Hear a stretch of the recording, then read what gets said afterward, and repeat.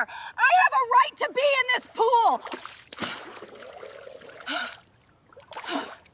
Sheriff Darnell Briggs, a name and face synonymous with law and order in Harmony Creek County, found his peace increasingly disturbed by the persistent presence of Karen, a self-proclaimed neighborhood watch captain with an uncanny ability to insert herself into everyone else's business.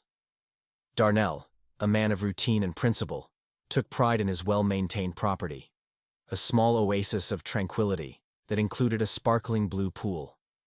This pool, however, became the focal point of Karen's unwelcome attention. It began subtly, with Darnell noticing the pool gate ajar, a damp footprint near the lounge chairs, small indications that someone had been using his pool without permission.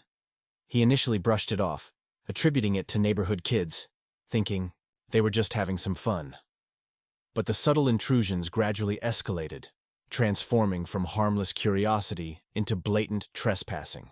One sweltering afternoon, Darnell returned from a particularly taxing shift, mentally anticipating a refreshing dip in his own pool, a ritual he craved after long hours of dealing with the county's woes. As he turned into his driveway, his jaw nearly dropped. There, floating serenely on a bright pink inflatable raft, was Karen. She was sporting oversized sunglasses, looking as though she owned the entire property. In one hand, she held a half-empty box of wine, and the other, stick of string cheese. It was a scene so surreal that Darnell paused, momentarily stunned. "Relax, Darnell," she chirped, as if she were doing him a favor. "You were at work anyway. Figured I'd put it to good use."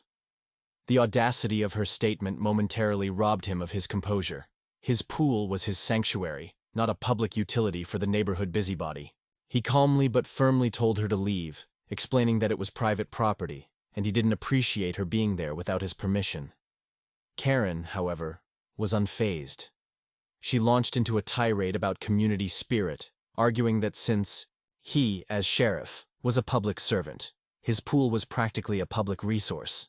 She implied that he should be grateful she was keeping it occupied and preventing it from becoming a breeding ground for mosquitoes. Darnell, a man trained to remain calm under pressure, refused to engage in an argument. He reiterated his demand for her to leave, making it clear that her presence was unwelcome. Karen, with a dramatic sigh, reluctantly pulled herself out of the pool.